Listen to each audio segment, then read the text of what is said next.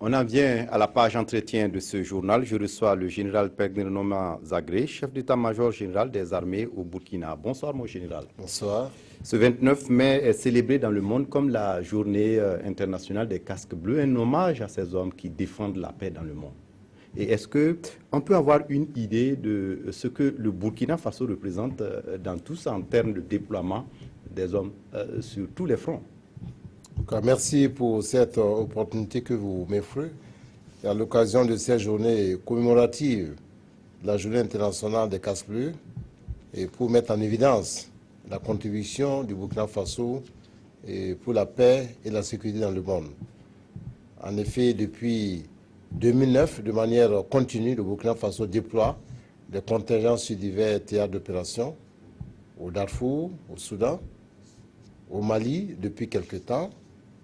Et nous en déployons aussi dans le cadre de l'Union africaine en Guinée-Bissau, et les officiers et sous-officiers sont déployés dans certaines missions d'état-major en République centrafricaine, en République démocratique du Congo, en Haïti.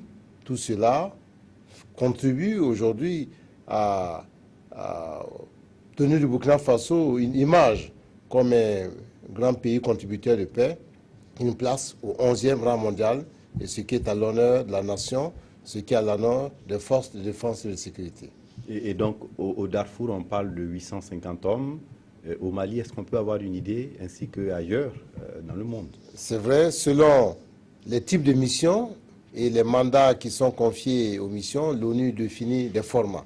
S'agissant donc du Darfour, nous y avons un bataillon de 800 hommes et une unité de gendarmerie de 140 hommes, dans le cadre de la MINUAD. Au Mali, dans le cadre donc de la MINUSMA, nous avons 2 bataillons comptant chacun 850 hommes. En parlant d'hommes, j'y associe naturellement les femmes. Et nous apprêtons à déployer bientôt à Gao une unité de gendarmerie. Sur cet effectif, il faut donc mettre en évidence qu'il y a 78 personnels féminins qui prennent part à ces opérations de soutien à la paix à la date d'aujourd'hui. Oui, mon général, on le sait, ce sont des accords qui ont permis au Burkina de pouvoir se déployer de par le monde. Mais qu'est-ce que le pays gagne en termes d'intérêt à envoyer ces hommes? Le Burkina Faso, en tant que membre de l'Organisation des Nations Unies, a pris des engagements pour contribuer à la paix et à la sécurité dans le monde. Et quand on fait le bilan de la participation des différents contingents du Burkina Faso sur les différents théâtres que je viens de citer, les gains sont multiples. D'abord, du point de vue institutionnel, et ça donne du Burkina Faso l'image d'un pays qui accepte faire des sacrifices pour contribuer à la paix et à la sécurité dans le monde. Et cela nous a coûté souvent aussi la vie des hommes et des femmes, dont je tiens ici aujourd'hui à honorer la mémoire. Et du point de vue professionnel, tous les personnels déployés dans ces missions de la paix acquièrent une certaine expertise évidente qui est aujourd'hui mise à profit de certains systèmes des Nations Unies à New York, en Afrique ici, au Mali, en République centrafricaine.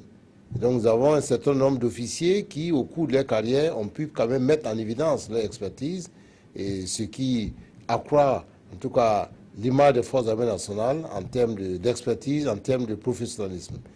Naturellement, et ces missions de soutien à la paix font l'objet aussi d'une prise en charge financière par les Nations Unies, et l'ONU, donc en retour et au regard des effectifs qui sont mis à disposition, et rembourse des sommes pour couvrir la participation des personnels, et de même que la location du matériel. Et s'agissant donc des personnels, naturellement, les sommes des indemnités spéciales reversées au personnel permettent aussi d'améliorer leurs conditions de vie et de réaliser des investissements qui permettent aussi, en tout cas aux familles bénéficiaires, de connaître des standings. Et s'agissant donc des forces armées nationales, quand on considère le volume des équipements et des matériels majeurs qui sont déployés aujourd'hui au Darfour, au Mali, c'est quand même une quantité remarquable de matériel qui sont les acquis pour le Burkina Faso. Et les remboursements qui sont opérés par les Nations Unies permettent d'entretenir ce matériel et les garder en disponibilité opérationnelle technique. Donc voici un certain nombre d'acquis que l'on peut identifier par rapport à la participation des forces armées nationales à ces différentes opérations de soutien à la paix. Donc il y a un grand intérêt pour le pays, sans oublier les retombées pour les hommes même qui se sacrifient au quotidien, notamment en termes de renforcement de compétences, de leur capacité opérationnelle sur le terrain. Naturellement, au cours de cette année, nous avons eu la visite du secrétaire général des Nations Unies, nous avons eu la visite du chef de la mission de la MINUSMA au Mali, de même que le commandant de la force, et chacune de ces personnalités a mis en évidence le rôle important et la place que le Burkina Faso occupe dans ces opérations de soutien à la paix, et salue le professionnalisme, le courage et le sacrifice que paient les hommes. Et naturellement, les remboursements opérés par les Nations Unies au profit du Burkina Faso permettent au personnel qui y prennent part de tirer aussi un certain profit, et parce qu'il faut de manière évidente motiver le personnel qui prend part à ces missions. Vous l'avez dit, mon général, le Burkina est le 11e gros contributeur de troupes pour le maintien de paix dans le monde. Et le 12 mai dernier, vous avez annoncé que le pays va retirer son contingent du Darfour pour faire face à la menace terroriste sur le sol burkinabé. La menace est si forte que cela. Le 12 mai dernier, effectivement, à l'occasion de la journée de communication et à la clôture de l'ESI Western Accord, et suite à une question qui a été posée, j'ai mis en évidence le fait que en 2009, lorsque Burkina Faso déployait son premier contingent au Darfour, nous connaissions une situation sécuritaire intérieure et environnante qui nous permettait encore de tels déploiements. Depuis lors, c'est 7 bataillons qui sont déployés au Darfour. Nous avons 4 bataillons déployés aujourd'hui, le 4e à Tombouctou, et nous avons un premier bataillon qui est à Djabali. Et l'ensemble de ces bataillons nécessite des efforts financiers importants. Et nous devons être réalistes et pour tenir compte, d'une part, du fait que le contexte sécuritaire national nous commande de réajuster le volume des forces déployées à l'étranger, et tenir compte aussi du coût financier important pour assurer le soutien logistique de ces différents bataillons et de ces unités de gendarmerie. C'est au regard de tout cela que, au niveau de l'état-major général des armées, nous avons procédé à une analyse qui a été soumise au ministre de la Défense nationale et des anciens combattants afin de suggérer que l'un des bataillons, en l'occurrence le bataillon qui est au Darfour, puisse être rapatrié, ce qui nous permettra d'une part de renforcer nos capacités à l'intérieur pour les missions nationales, et d'autre part de nous concentrer sur 2 bataillons et les unités de gendarmerie afin d'assurer de manière efficace le soutien logistique pour garantir la sécurité des personnels déployés sur le terrain. Et quand on tient compte du fait que dans un pays comme le Mali, vous avez été témoin de ce qui s'est passé hier, encore aujourd'hui, nous avons l'obligation de pouvoir mettre en permanence au profit de nos hommes des équipements qui les mettent aussi à l'abri du danger. Voici les raisons qui nous ont amenés à suggérer à l'autorité politique le retrait du bataillon du Darfour. Et donc ces hommes pourront être redéployés?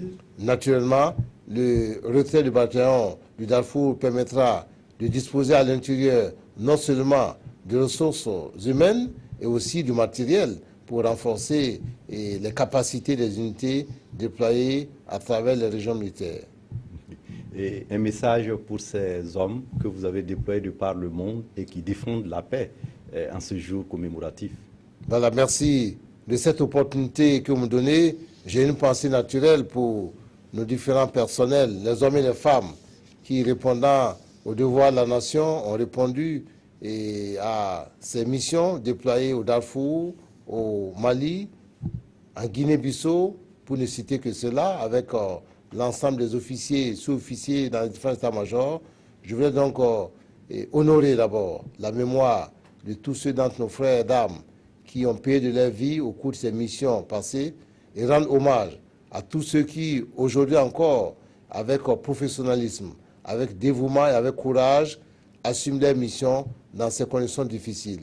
Je tiens à leur adresser les encouragements et les félicitations de la nation, du ministre de la Défense de la Nation et des anciens combattants, de l'ensemble de leurs frères d'armes qui leur formulent les vœux de plein succès dans ces missions qu'ils assument.